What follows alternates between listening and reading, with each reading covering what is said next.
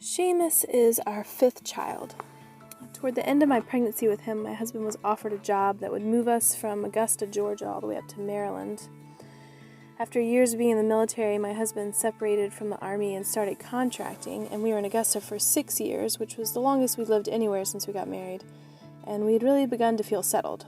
But the job offer was too good to pass up since we needed better pay and benefits for our growing family. As it turned out, we only had 3 weeks to pack up our life, say goodbye to our friends, and begin to start over farther north.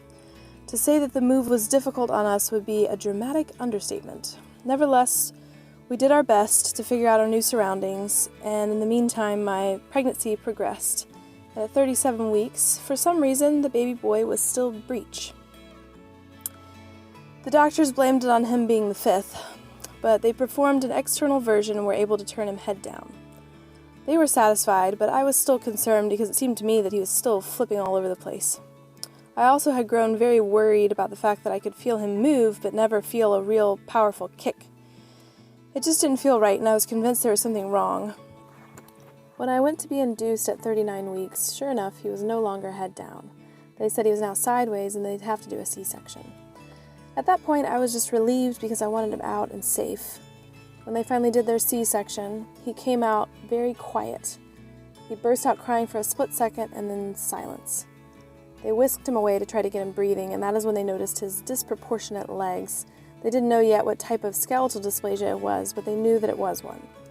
So they gently brought the news to us that there was something wrong. At that point, my husband and I became so concerned and confused about what was happening that we were extremely relieved just to know that he would survive. It took time for the geneticist to come and evaluate him, and eventually we learned that he had spondyloepiphyseal dysplasia congenita. He was in the NICU for 5.5 weeks for breathing problems and feeding problems. He was still on oxygen, but he finally did get to come home. However, less than 36 hours later, we were rushing to the ER at the Children's Hospital. He had stopped eating and was starting to dehydrate. We were admitted right away, and he ended up having to stay in the hospital for over another month. To have to leave him each night at a hospital that was an hour away from home after waiting so long to bring him home was extraordinarily difficult. As it turns out, the hospital where he was in the NICU had done a poor job assessing him properly, and we were told that we were basically going to have to start over investigating why he couldn't eat everything that he needed by mouth, and we ended up needing to get a G-tube and Nissen. That surgery was scheduled and ended up being very hard on him because he was a surprisingly difficult intubation. After a few days in the PICU, he was able to recover smoothly, though, and came home soon after. Since then, we've been adjusting to meeting his needs.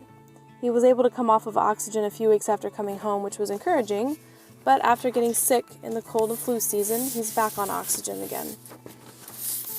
He's struggled with chronic ear infections, and we've had to get ear tubes placed. He has about 8 different specialists, and his hearing and vision are both significantly impaired. We're at the hospital for his appointments all the time. He's been to the ER at least 6 or 7 times now. He is super adorable, though, and a favorite everywhere we go. When I applied for this scholarship, I was really just thinking of the practical help that it would provide for us and our medical bills.